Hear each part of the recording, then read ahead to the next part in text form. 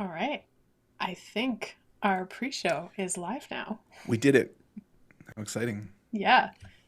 And for anyone who is going to join us live or is watching the replay, we figured out a way to have this clock last week. We did not have that figured out. And so each week is a new adventure. Yeah. So, hello everybody. Welcome to the pre-show. We won't introduce the actual show yet.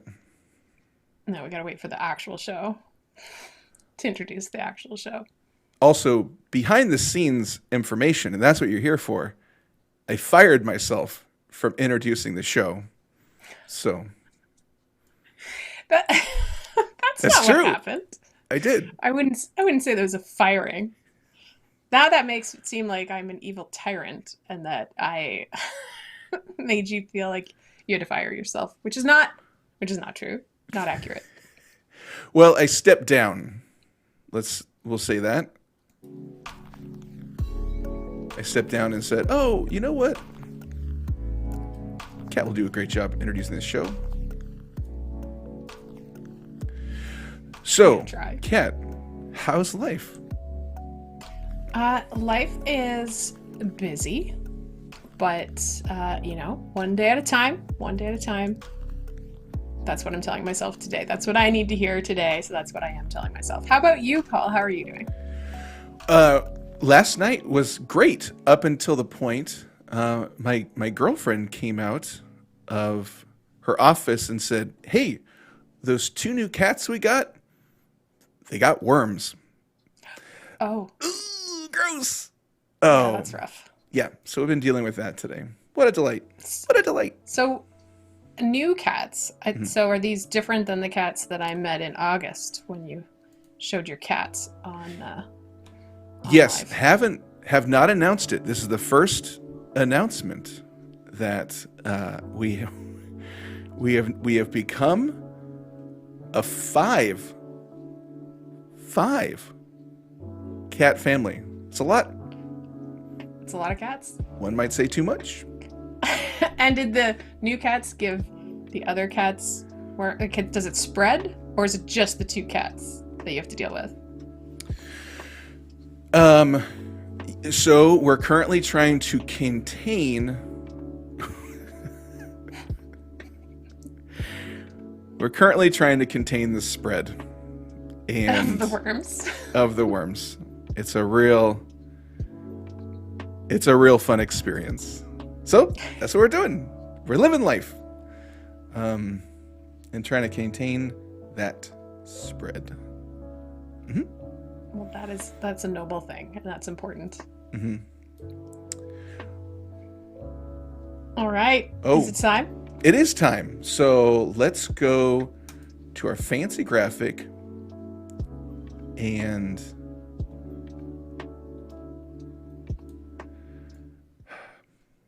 you know what? What? I don't know why it's not playing the music it should.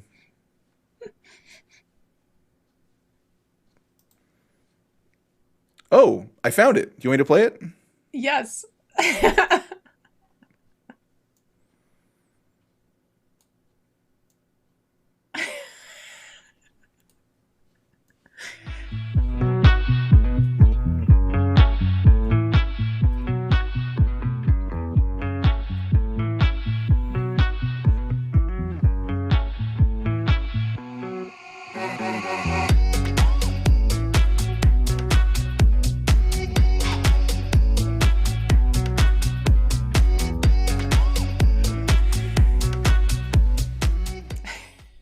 One week at a time. One week at a time. Hey, hello. Hello. So, welcome everyone who is either watching live. If you are, please say hello in the comments. And if you're watching the replay, it's so great to have you. This is Are We Live Now? And this is all about the new live streamer experience. So, sharing honestly and openly and transparently what it's like to be live streaming and share about the ups and the downs, like trying to get the intro going and doing it just right. work in progress. That's what we're here to talk about. It's new live streamers. And we also want to talk to other new live streamers. And today we are very excited because we are talking to our first guest today. So, Paul, I'm going to throw it over to you and maybe we can get into our first little segment that we have prepared. Yes. Hey, everybody. My name is Paul. That's been covered. So we're here to talk to new live streamers and talk, also share our new live stream experiences. So you know that I do a show called Well, Here's the Thing, and Kat does a show called My Happy Insides. And we are relatively new to live streaming and learning a lot while doing the whole process. And thought, wouldn't it be fun and also a little vulnerable? And I think we both like protecting ourselves a little bit. I know I do, but I think it is a great opportunity to share these are the things that are working and these are the things we need help with, which brings us to our first segment called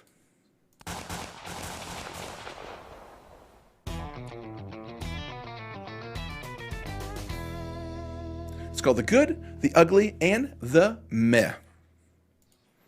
So this is a chance for us to talk. Sorry, Kat. Oh, it's just going to check in. Yeah, so we're going to talk about the things that are good, the things that went ugly on our personal streams, and the things that were like, meh, it went okay, but we think we can do better. So the thing that went well on my stream recently was unexpected. I went live thinking I was going to work on some tech issues, and then started opening up and telling people about my experiences with depression and anxiety. And, you know, it's interesting because people were very receptive to listening and it was just very interesting to open up and to be with a community that was so eager to listen, but also help. So that was just an interesting experience on my part, but it felt good. It felt good. And that was great. Yeah. I think also people connect on those real human levels when we talk about the struggle of being a human. And so that's the type of thing that connects people. I think that's really good. Mm-hmm. How about you? What happened that was good? My week, so something that was good, I would say, is a technical thing that I figured out, which is that I have now figured out a way to put the actual stream that I'm experiencing in front of my face. So I think I may have mentioned last week, but I have a teleprompter I've had for a while, but I set it up recently. And now I have been able to connect my iPad to my computer to act as a display. And so I can throw the actual stream. So right now I am looking at Paul, whereas before I would have to look down in order to see anything. But here today I can actually just look straight ahead. And that has been really helpful for me not having to have my eyes dart around. So that's something that I'm really excited about and has seemed to go well so far. And I'll tell you about the disadvantage next. So, Paul, what was your ugly? It's always funny how much easier these come to us. Or for me personally, the ugly always comes much easier than the ones that worked well. So the thing that was ugly is on Saturday's live stream, I realized in the last 5 minutes, and you might think, oh, Paul, last 5 minutes, that's great. If the show was 6 minutes long, it was not. It was 3.5 hours. And in the last 5 minutes, I realized I had an overlay on the screen the whole time, which explains when I was live, I was like, I look so dark on screen. Why does everything look so dark and muted? Because this overlay dropped, I don't think contrast is the right word. I don't know enough to know the right word, but it just made everything darker significantly. And nobody said anything because they didn't know. They just thought, okay, this is what he's doing. Yeah. But yeah, as soon as I took that off, I was like, what? Oh. So always, long story short, always go through your setup system before hitting live, because that is a lifesaver. Even if you think, like some cocky people, oh, I got it. I know how to make all this work. No problem. So that's the ugly in my part. Kat. It's like mood lighting, but just an overlay to just darken it for a Saturday evening live stream. I wish I sold it that way. That's great. So I see there's a question around turning the iPad into a display.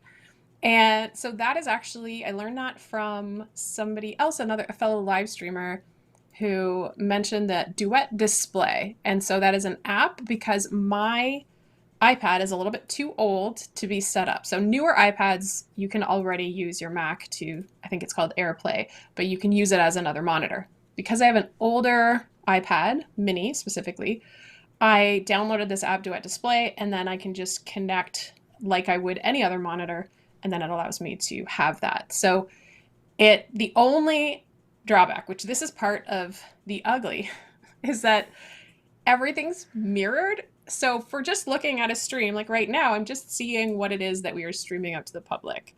But if there are words on the screen, they're all backwards. And if I know exactly what I'm sharing, we're good. But today I had a quote on my stream and I couldn't read it backwards. So I didn't. And I'm not sure if people noticed or they just thought I was just showing it and having it up but not actually saying it because I couldn't read it backwards. It was I just too long and words look weird when they are backwards. So here's the thing. I watched it, and I actually, I don't know if this is going to stress you out, but I was watching it. I was like, oh, that's funny. She's not reading the quote. She should read the quote. It's a great quote, rather than just saying, hey, there's a quote on screen. You didn't say that, but you were saying like, I oh, did, here's yeah. a quote of somebody who appreciated the program. By the way, she's offering a great program. Um, but I did think that was funny. So that explains it. Yep. Okay, that explains it. Yep, backwards. How Got about it. you? What's your meh lesson for the week? My meh. So last week I got excited because I was able to set up Stream Elements, and then it did not launch very well. I didn't enter the codes correctly so people could, so they could look stuff up. So ultimately, I did get it working, and people can now, if they use exclamation mark cat fact or they use exclamation mark bad joke, they can either get a a bad joke, a dad joke, a bad joke, or a cat fact. And I was like, oh, this will be so much fun. And I'm kind of meh on it right now because, yeah, it's fine, but it doesn't really like add to the show very much. So it was one of those things where I was like, oh, this will be a great result. And nope, not as great as I was hoping for. So, anywho, how about Just you? kind of meh. Just kind of meh. I Let's see. I would say for me, because as Paul mentioned, I have a program that I'm currently in the middle of registration. And so I'm talking about that a lot and I'm trying to just make sure that I am getting the word out there. So what happened though is because I've been doing that, I have sort of forgotten to remind people that I'm going live. And that is still an important part of going live, to actually let people know that it's happening. Even if you feel like you've told them before, there is a lot going on. And so people need to know when you're actually doing something. So I definitely noticed the difference as far as people not showing up or not engaging because I really wasn't putting the word out there because I was preoccupied. So I need to make sure that is something I put into my weekly routine. So I am reminding people of when I am going live. Nice. Yeah. Look at that. We did that so quickly. So Yeah. Yeah. Yes. our skills. Um, cool. So should we jump in to our special guest, Kevin Yes, we should. McAleer, which I finally learned how to say properly. Very proud of that. Do you want to introduce? And I'm going to get our questions in order. Yeah, so we are really excited to invite our friend Kevin, that both Paul and Kevin and myself, we all took part in a challenge together in August, live every day in August. And Kevin goes live and he talks about SMARS Robots. And we would love to hear about his experience with going live, what he has learned. And he has shared with us that there were some things he has learned the hard way. So he's going to tell us a little bit about that. So please welcome Kevin. Hi, everyone. He's here. Well done. Love the applause. What's going on, Kevin?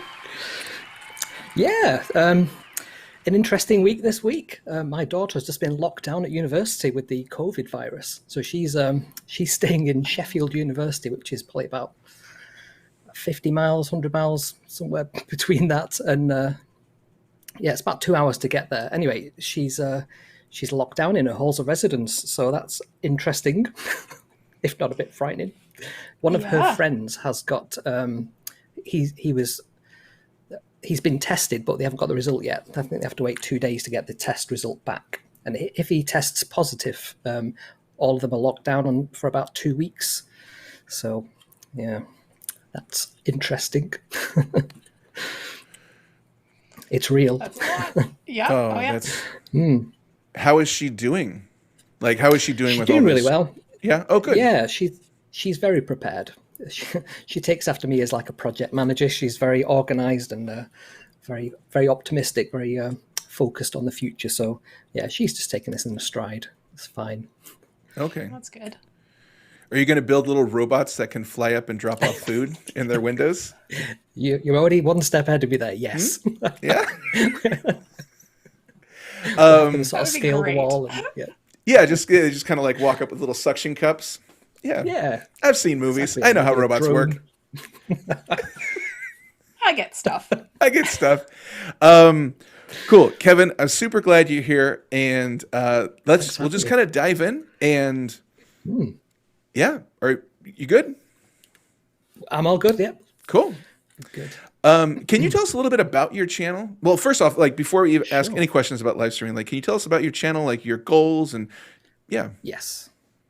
Yeah, so I originally got into robotics probably a couple of years ago. I realized that it was something I could do, and I was very interested in that. And I was looking around, to see what is available out there to be able to make. And the thing that I struggled on was building the physical part of the robot. So coding, the electronics was fine, but it's like how you assemble the thing together. And just about that time, 3D printing became very affordable. So for about $100, you could buy your own 3D printer. And there is a whole load of 3D printable parts out there, lots to do with robots. So I stumbled across this little type of robot. This is a SMARS robot, a screwless modular assemblable robotic system. And it was invented by a student in, I think it's Norway. I'm going to get this wrong and he's going to hate me for it. I've got an interview page on my website about it. So that was the next thing that happened. So before I started live streaming, I put together a website, smarsfan.com, that's got all the information that I could find about these robots and anything that's sort of on the periphery of that as well. Because English wasn't his first language. So the instructions that were on the website, Thingiverse, where you can download the parts from, it's it's functional, but there isn't much talk around the topic and any options or any specific details. So I thought maybe one of my skills is communicating and doing graphics and things like that, and I thought maybe I can add something here. So I put up the website together, and I came up against the point where I thought some of these things are really difficult to explain in writing and in pictures. It would be so much easier just to record a bit of video, and that's kind of where I was thinking about video. And one of the things I hate about video is editing can take a long time. I'm a perfectionist. I have obsessive compulsive tendencies, so I tend to spend a long time putting video clips together. So one of the ways around that would be just to go live, because you could do everything in an hour and you don't need to edit it. It's done. So, that's smart. That's a real smart hack. Yeah. So laziness is the mother of invention. So yeah, that was one of the main things. And then in end of June, my contract ended. So I'm a freelance project manager. So I'll work with a company for a couple of years, and then I'll move on to another company. And it just happened that my contract had ended at the end of June, and I find myself with a lot of time on my hands. And I was like, ooh, what can I do with all this time? Robots. So I decided I would start live streaming, and I thought, what do you need to do that? You don't need very much. You just need, a computer. So I used the webcam that was built into my laptop. I used the microphone that was built into the laptop as well, and I just went live one day with not very much prep, I might add. So that's kind of how I did it the very first time. And yeah, it was to try and get around the hours and hours of editing that usually is required to put these kinds of videos together. That's such a smart hack. That's so smart. Yeah, because with video, I mean, you have music, everything that's going to like overwhelm you to make it perfect. I get it. If you're a perfectionist, that's got to be daunting. Yeah, I mean, I did a 5 minute video that's on my channel. That's something like top 10 tips, and it probably took me about 5 minutes to record it because it was just mainly like a selfie using my mobile phone, and editing it. It was over 12 hours. So Oh, wow. I Yeah. I want to try and avoid doing that if possible. So I find going live is a way, and especially with some of the new tech that we can upgrade to, like Stream Deck, where you can have the nice transitions by pressing a button, and that makes it as good as editing but live. So you've just got to be able to put up with anything that goes wrong and just style it out. Well, nothing goes wrong here. So everything's smooth, nothing to edit. We just hit publish and we're good right after this. Cool. Let's dive in. So I'm really curious because I love how you're just like, what am I going to do to pass the time? I'll go live. That's really cool. Yeah. So one of the first things we were wondering about is, so how did you get into live streaming? Like, how did you hear about it? Yeah, so I was a follower of Lauria and David on the Live Streaming Pros before it was Live Streaming Pros. I think they were Geek TV or something like that. And I was aware that they specialized in this live, going live. And they did the first that I was aware of live on Facebook. So, Facebook Live was quite a new thing. And they were one of the first groups of people to get into that. So I was always aware of it as a thing. And I was thinking of it as a shortcut to the editing, like I said before. And what I didn't realize is there's so much more you can do with live. The chat, the interactivity with the audience, that was something that I was not expecting. And yeah, certainly on my first couple of streams, you can tell that I just ignore the audience. I'm just like, this is just me speaking to the camera, just so I don't have to do editing. But yeah, so I was aware of it as a technology, as a technique.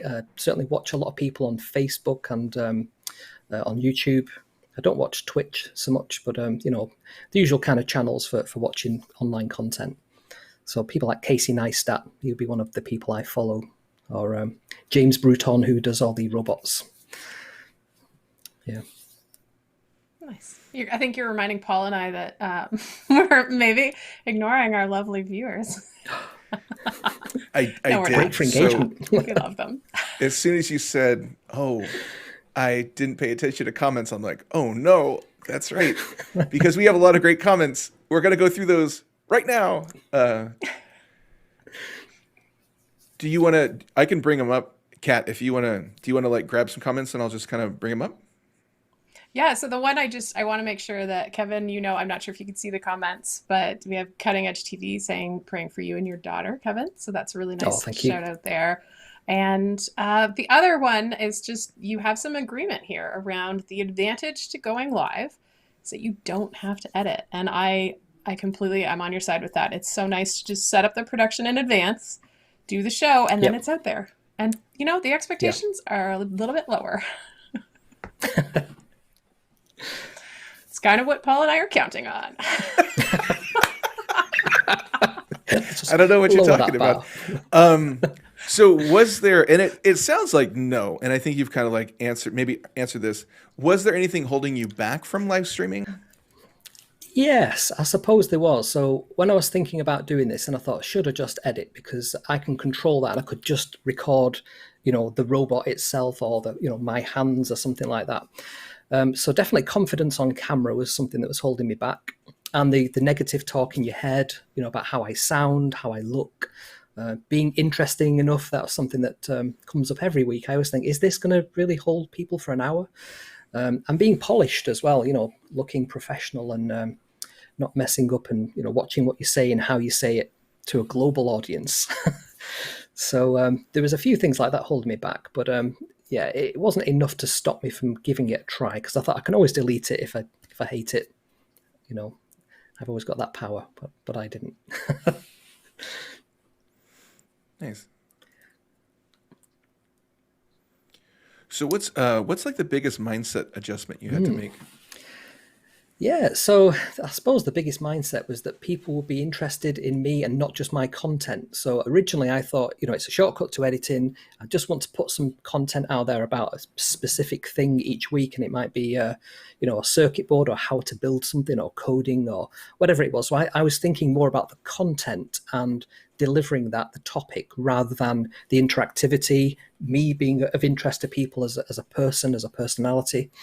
And the next one would probably be that I was probably focused, as all new starters are, on the technology. And I've got a thought about this. So they always, people who've been experienced live streamers, or people who are comfortable on camera, always say you don't need clever microphones, good lighting, or even a fancy camera. You just need to just have good camera technique and be interested and have that engagement and energy.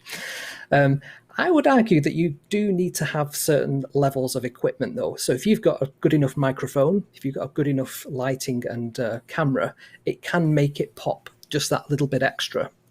So one of the a group of the live streamers are doing a Yes challenge at the moment, and it's YouTube Essential Skills, and they've got to post a short video that they've edited together.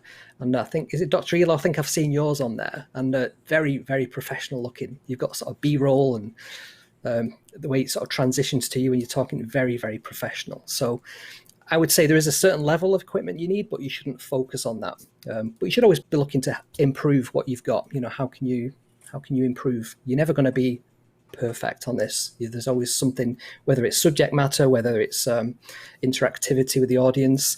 I don't know, whether it's there's a whole load of things, isn't there? I mean, the BBC have this phrase, and it's you should educate, inform, and entertain, in one of those orders. But they're the three elements of any show, really. So mine are very high on the sort of education and inform, and maybe I need to work a little bit on the entertaining people a little bit. But there's always entertainment that I don't plan. Dogs doing things in the background on camera and things like that. Well, that's what I was going to say. Well, I don't know. I'll just say this. And I mean, Kat, if you have other thoughts too, I think you are very entertaining, and I think you're very genuine, which I do think people appreciate a lot. Is just that genuine, like, we get to hang out with Kevin.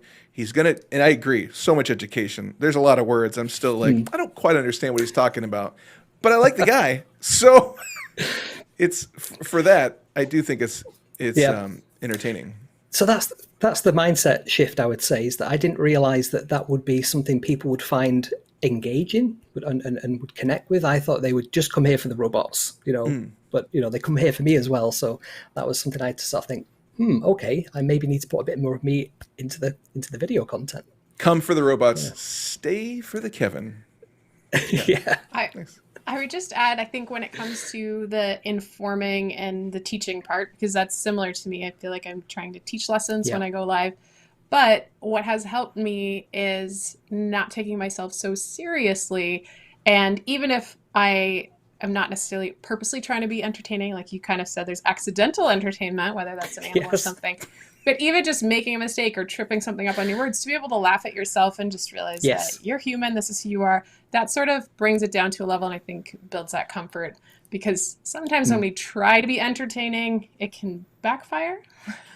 So that's just my 2 cents. Dr. Elo mentions thank you. So he says, thanks, man, for the compliment. And also, I don't know, Kevin, if you guys would like an ego boost. He also said, who doesn't want an ego boost? He says, being genuine is really difficult in front of the camera. All of you got that nailed. Wow. I read that a lot like Luria. Kind of did my pauses right where she does. It's kind of a Shatner-esque pause. She comes from the school of unusual pauses. Let's get to the next question. There you go. Okay, so my first live stream. Sorry. Kat, what if this is going to look so professional, Kat? People are going to be blown away when we do this, and they're not even going to know we prepped. What if we alternate the question reading? Wow. Okay. So which is this, yours or mine? Oh, this one right here. Okay, does this mean you want me to read it? So here's the funny thing. It's backwards, Here's but I'm the pretty thing. sure it's Oh, that's right. It's backwards. Oh my gosh, I Tell forgot. us about That's your right. first Never live mind. I'll stream. take it. What a jerk I look like, being like, "Hey, Kat, learn how to read backwards now." No, I to got be it. fair, I can actually just You'll summon the glance devil because or something. Hey, I can Kevin, see I it. was just wondering I can something, see it and here. Yeah. Kat agrees, and she also is wondering. Tell us about your very first live stream. Like, how did it go? You mentioned that you just used the in-camera mic, and then you also used just the mic in the. Was it a laptop? Yes. Yep. Yeah. How did that go?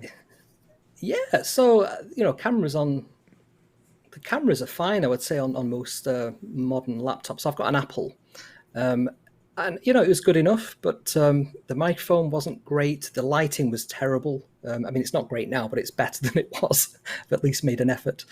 And from the content point of view, I was very quiet and I sort of mumbled, and because I had not really thought through the flow of the show, I had some talking points, but I was mindful that I didn't want to keep looking up and seeing, what do I need to say next. I'd even toyed with the idea of having a script, but I would not be able to read from a script. So I like the idea of an auto cue, but if I would be very robotically looking at which is ironic for a robot show, really, isn't it? Yeah. But I thought it would be.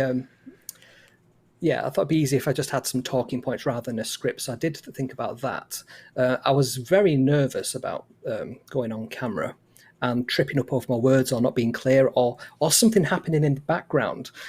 And I did have a few sort of mini disasters. So I'm just trying to see if I've got it to hand, actually. I've got one of those gimbal things that you can hold, an Osmo, I think it's called, that you can put your iPhone in and it'll sort of keep it still. So I have that on a tripod, and I use that as a camera. I think, so the first one I did, I think I used my laptop. The second one I used the iPhone as a camera because it is a better camera.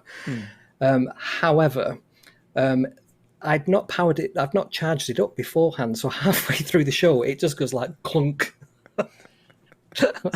And I'm like, oh, great, that's exactly what I want to happen. So I'm like scrabbling about trying to get a power lead to it, and whilst also trying to talk to them so there's no dead air. And there were people with me at that point on the stream, so they were very kind.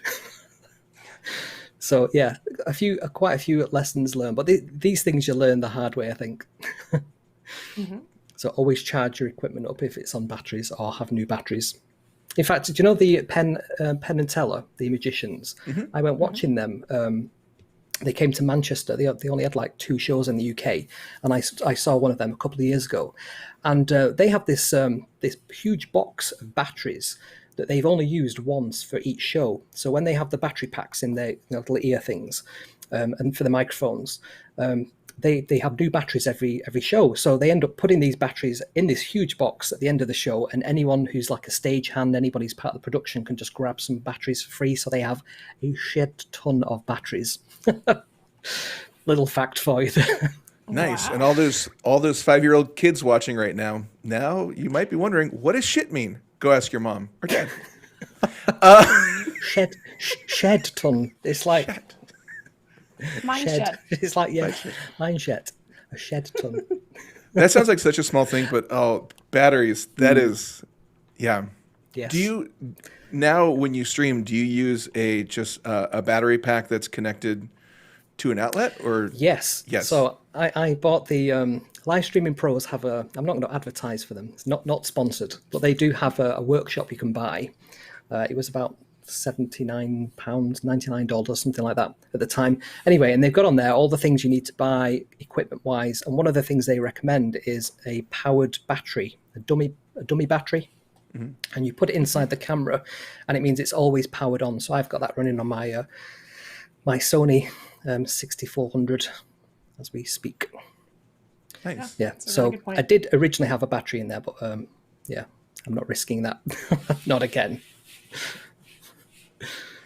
Yeah.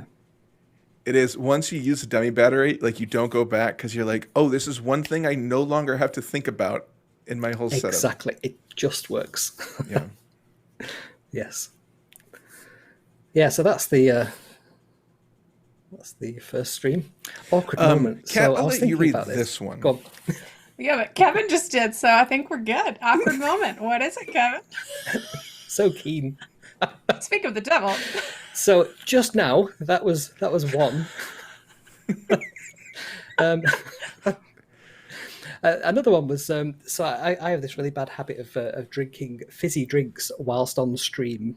Part of it's the caffeine boost, but the bad effect there is I have a constant need to belch all the time, like some kind of Rick and Morty character. I may have done that on a stream once before. Oh no! And also, this you can't quite see, but this stream is sponsored by a spot I have on my nose as well. He's just come along for the ride. He's sponsoring this stream. So, so on the pop side, while I think was it last week, Paul, we were getting ready, so we weren't live yet, and I had a Diet Coke I had not finished drinking, and I thought, I'll just put a little straw in here, and then I could just sip my Diet Coke, and maybe I don't have to lift it high up, and the straw just started spewing bubbles at me, and dripped all over. But because of where we cut off this stream, you couldn't actually see that I had spilled Coke on myself right before going live. And it was 64 ounces of soda, right? You were just awash in soda. Just waste, yeah.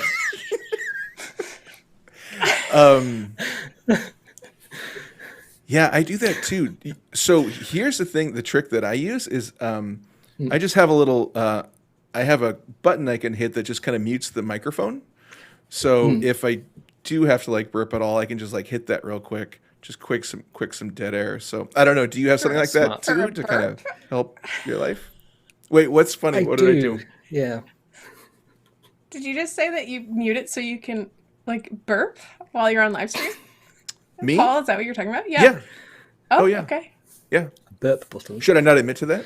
Everybody's doing it. Oh no, I was just surprised. Everybody's doing it. I just have the guts to come out and say I'm burping live. What icon would you use for that on anyone the stream watching, deck? do you guys mute yourself to burp? Is that a thing? Is burping common? Let us know in the comments, please. Anybody else in the comments have the courage to say they're burping on live? Or am I alone? Well, apparently I'm alone. Nobody's saying anything. Oh, we have one, of course, Dr. Elo. Oh. All right. You're not alone. It's a thing. Thank you, Dr. Elo. Yeah. I mean, the comedy thing is when Loria does it and doesn't actually mute.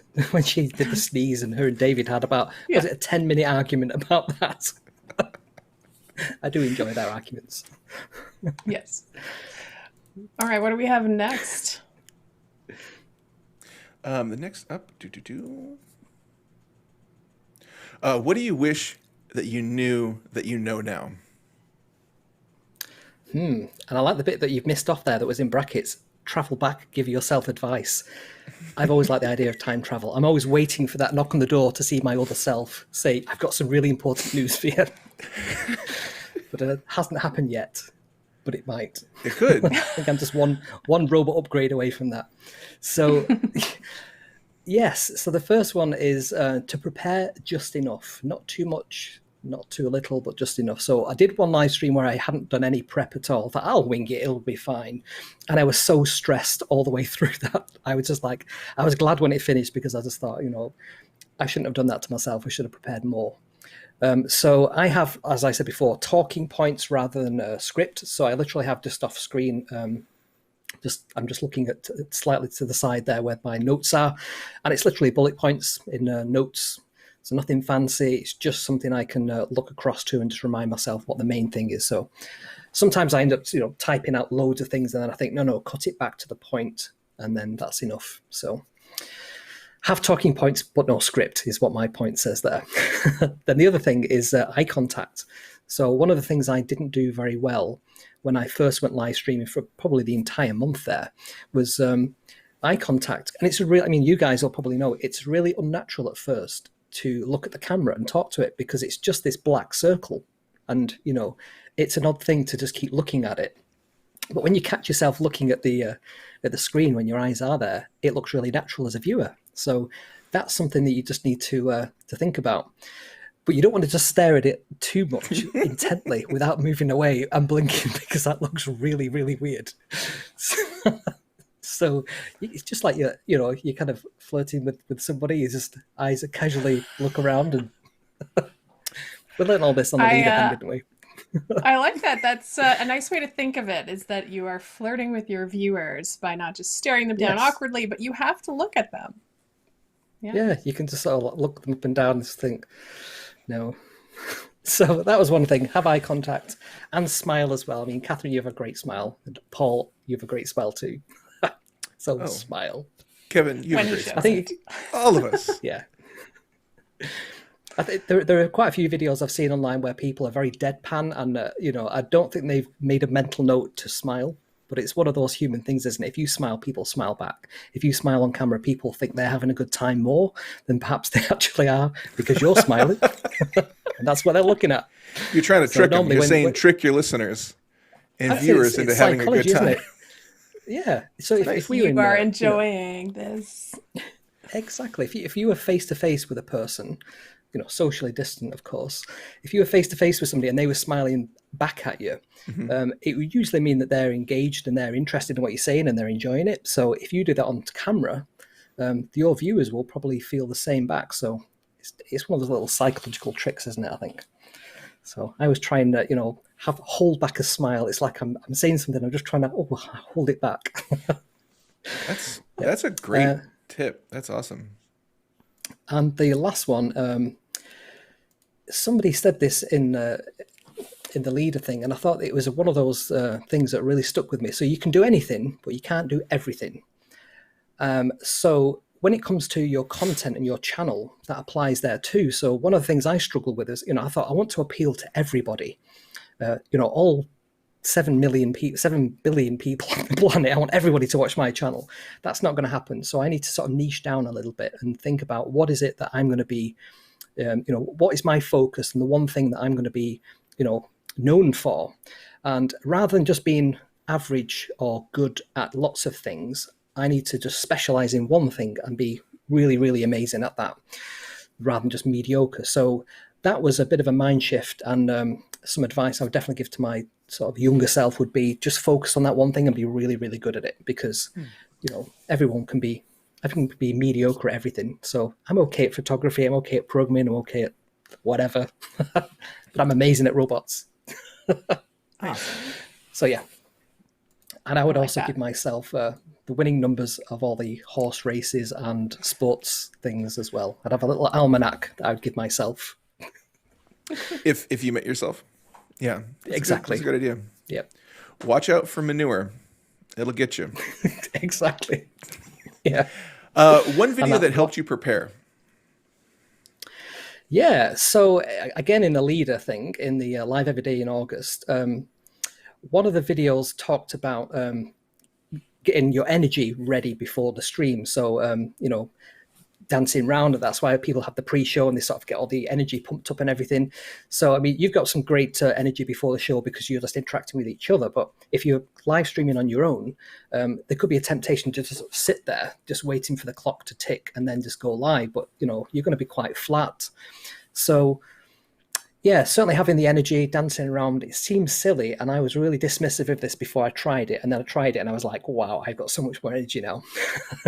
So, and I think, the time of day that you go live needs to be right for you. So I've picked 7 p.m. on a Sunday for my live streams, and it's just about the right time of day. I've still got plenty of energy to go. And the house is usually quite quiet at that point until I get my own studio, and then I can go live whenever I like, all the time. So, yeah. Nice. Dancing around, doing the lead dance. What is your advice for streamers? So anybody who's like thinking of getting into it, what would you say, hey, this will help you? So I would say go live. I would say, it's really fun and you meet really interesting people that you wouldn't expect. That was one of the things I didn't expect with the live stream, and I just expected to put content out there. And what I got back was a small and growing community of people who like the same things that I like. And we're not all the same. Some of the really interesting people, as I say, interesting in all senses. And I would say don't give up. Most people give up. They'll try it out. They'll think, all the negative talk, or maybe they don't put the effort in that's required, or maybe they don't get the number of likes and watches, immediately.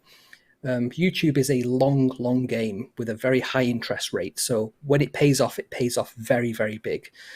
But you've got to wait a long time for your turn, really. You've got to put, a lot of content out there consistently that people like. It's not just about quantity, it's about, the quality of it as well. So don't give up. Most people do stick at it. What else have I got my notes there? Be specific. And they say niche down. I started out with knowing what my niche was already. So I knew it was going to be about robotics because I wanted to produce videos specifically for that. So mine was already specifically, already niche down. And it was niche down not just in robotics, but, specifically these very small robots. So if you think again, you're competing for people's watch time on YouTube, if YouTube's the channel, the medium channel of choice.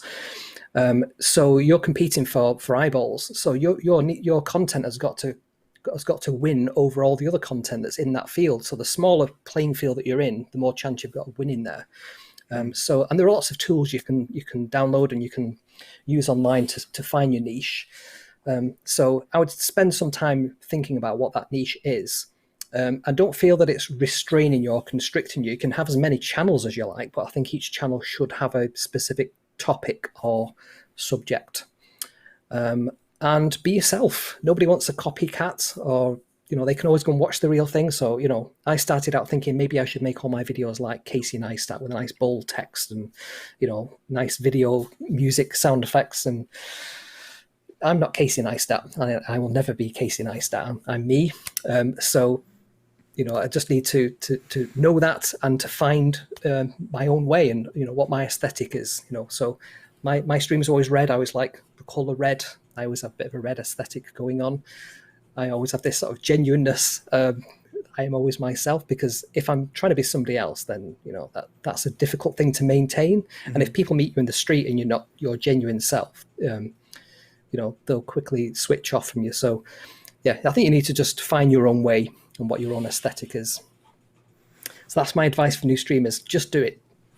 Go live. Nice. Hit go live. I like that. And that really takes a lot of pressure. I think people put so much pressure on themselves that they got to be this thing versus just be yourself, and you're going to find your tribe. Like you said, there's 7 billion people. Chances are you're going to find your tribe, or they're going to find you if you just keep being present and out there. Yeah. And it's genuinely surprising just how well you click with these people. And they can be from all over the world. And you come together in this thing that you both enjoy or know, or whatever the content is there. It's quite surprising. And when that grows and there is more and more people and they're reaching out to you, I think it feels quite special. Do you mind if I put you on the spot and ask a question that we did not prep you with, but I'm just kind of curious? Sure. And I know we're a little. It's an hour. We're already 45 minutes, so I'll keep this tight. How do you find new people? Like, do you publish out to like Facebook groups and let them know, like, hey, this group is into robotics. You might enjoy this channel. Do you advertise and say, you've target ads? I'm just kind of curious. What I do, I have. So before we were saying about YouTube being a long game. Mm-hmm. So one thing I'm good at is strategy. So I was thinking, I've got the website. I will post blog articles on the website and link to the videos as well. So if people are searching for a specific circuit or they come across my site, then they will find the links to the videos that way. And I can see through the analytics on YouTube that is definitely a source of traffic. I also have an Instagram and a Twitter account, and I will post videos or images if not daily, every other day. And it's usually just something I catch in, and I'm getting a lot of views and likes and people checking the profile, and in the profile is the link to the website and therefore into YouTube. So I've got kind of a marketing game going on there. And all things YouTube, Matt Hass, he said it's something like 20% effort on the content and 80% effort on the marketing. So it's one of those things that feels like it's a really slow growing thing at first, but you will get there in the end. It just takes time, and it's the same in business as well. You know, I know a company that I used to work for, and they try to do social engagement, and they're not great at it, and you can see the kind of mistakes they're making. And I think they're expecting some kind of immediate payback on this, but it's a long game. You've got to build up some authority and consistency. People are going to think, I've seen this guy come up before in my feed and I've liked his content, so I'm going to follow him. And then when they've followed you for a while, they might think, I want to check out his profile. I wonder what else he does. And then you get more views that way. So, and also on the, I don't know if you have this on your stream, but I will always make sure at 2 points in my video, I hit the like and subscribe overlay, and I'll take, you know, the analytics I get from there is it's about half the people that watch haven't subscribed yet. So I always say, I'm watching you, you know, you've not hit that like and subscribe button. If you watch this long, why not subscribe? You'll get to know when I put more content out there. Who doesn't want more content about robots? So try and encourage them and guilt them into doing it. Well, just kind of reminding them, I think sometimes, I know Yes. me personally, like Exactly, I always yeah. think, oh, I don't want to harass people, but it's Yeah. not harassing. It's just pushing them towards the stuff they already like. And if they like what you're Exactly. doing, let them know Exactly. there's more. Yeah. So That's yeah, a really good marketing is one of segue. those things. Yeah. We should remind people if they're enjoying this video that they should like and subscribe. Be sure to like and subscribe Kevin's YouTube channel. That's what And you this meant, one, of right? course. Oh, and Yeah. ours. I'm kidding. Of course. Like and subscribe ours. This is great content. Kevin, that was really smart. So is your goal to funnel people to your YouTube channel? Like, is that where your funnel Yeah. goes? Or are you happy that they're kind of on your Twitter, on your website? Or ultimately, are you like, I want people on my YouTube? Because I think knowing where your funnel is driving to is also Yeah. an important thing. That's an interesting one. So yeah, so one of the things I want to do is have some passive income. So I have my day job, which is funding all this at the moment, but I would like it to pay for itself and eventually be a bit more than that. So one of the goals I have is to reach the monetization goal on YouTube so that I can have some ads in the shows. I haven't started putting the affiliate links in there yet. So all the equipment and things that I use, I could be putting affiliate links in there so that people can, you know, click onto Amazon or wherever that we get the parts from, and they can, you know, buy them, and I get a small kickback. And also, I have the website. So smarsfan.com does have a shop. I pay about $30 per month for the shop, for the privilege of having my own online store. And in there, I've kind of curated all the different parts that you might need to build your own little robot. So all these little robots have standard parts, you know, wires and connectors and batteries and motors and things. And, you know, you might not know where to buy them from. So I've got a little shop that I sell them. So again, it'll be some passive income that could just help. So I've watched a few YouTubers who've made a living out of being YouTubers full time, and they say it's not all ad revenue. They tend to have paid products, so things that they, you know, whether it's a course or PDFs or whatever that they download, and you pay a small price for that. They might have the ad revenue itself, and also sponsorships and you know, product placement, that kind of thing. Mm-hmm. But it's not one stream; it's many different streams of income that they use. So, and it's kind of a multiplier. You get people coming to your shows to watch the content and engage with you, and also if they think, oh, I want to buy that, I want to buy that hat or whatever, you know, they can get the merch. I think you need is it 10,000 subscribers before you get the merch shelf on YouTube? So I don't know. I don't know. I think we're working on 30 subscribers here, so we have a way to go. But we're going to get You'll there. get there. So last question is, how was your last stream? How did it go? Yeah, so it's really great.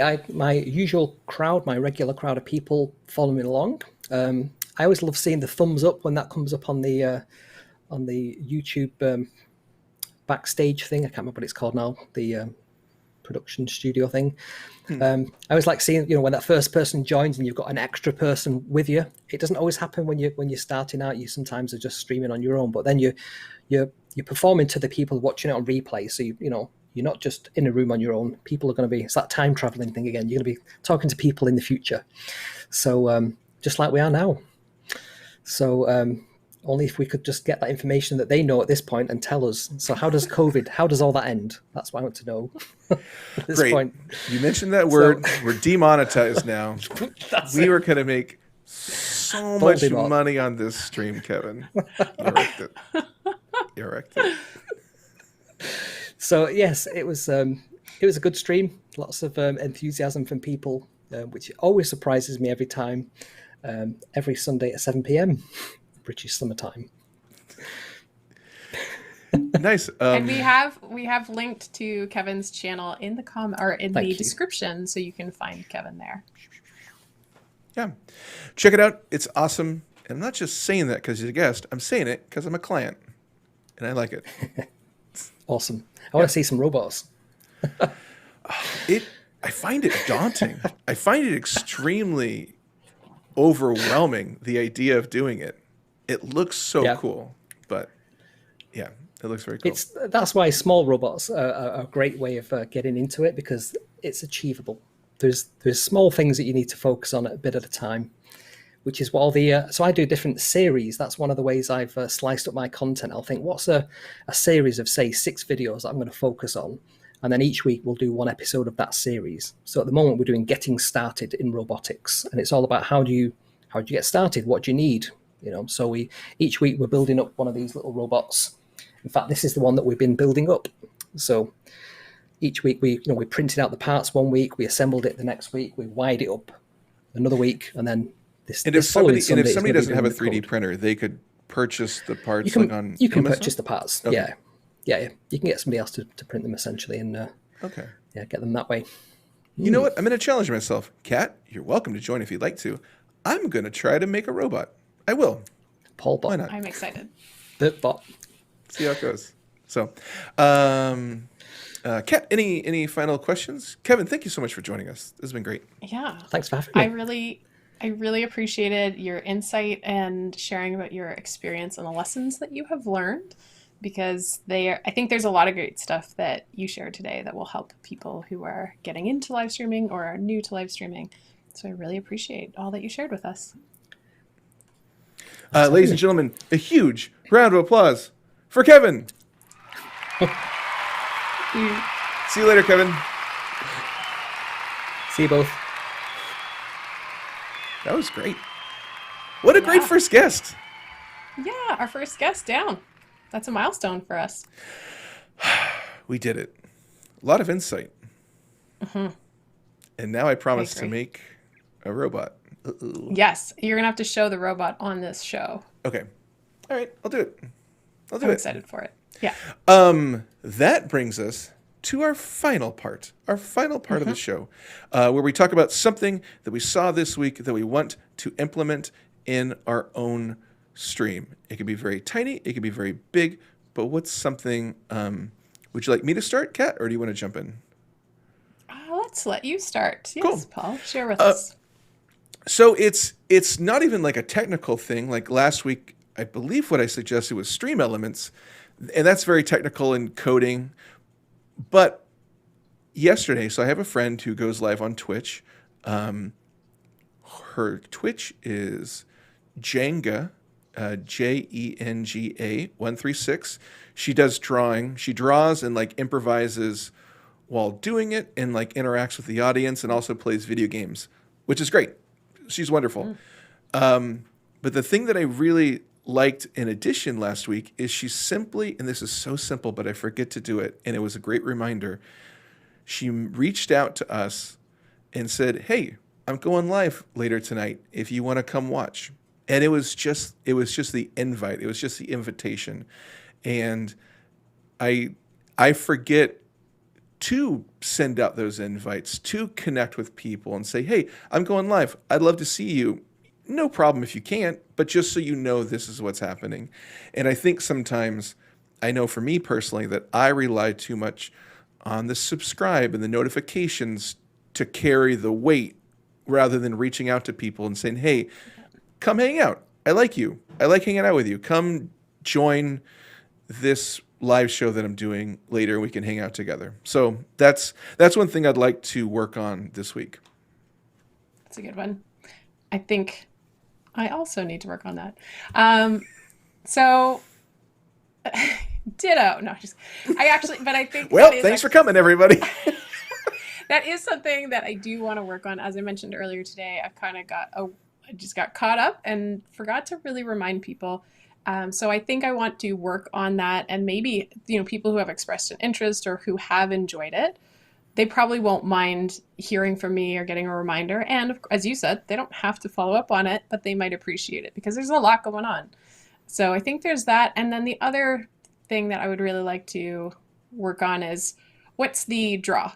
Like, why would someone come live if they could just watch it later at their own time? So what is the actual thing? So trying to come up with, what is it that you get when you show up live, and really try to put that to words so that I can include that when I'm inviting people to join.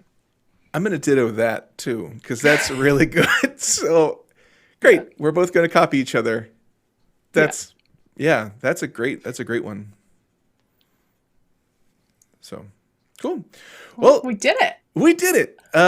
Second episode in the books.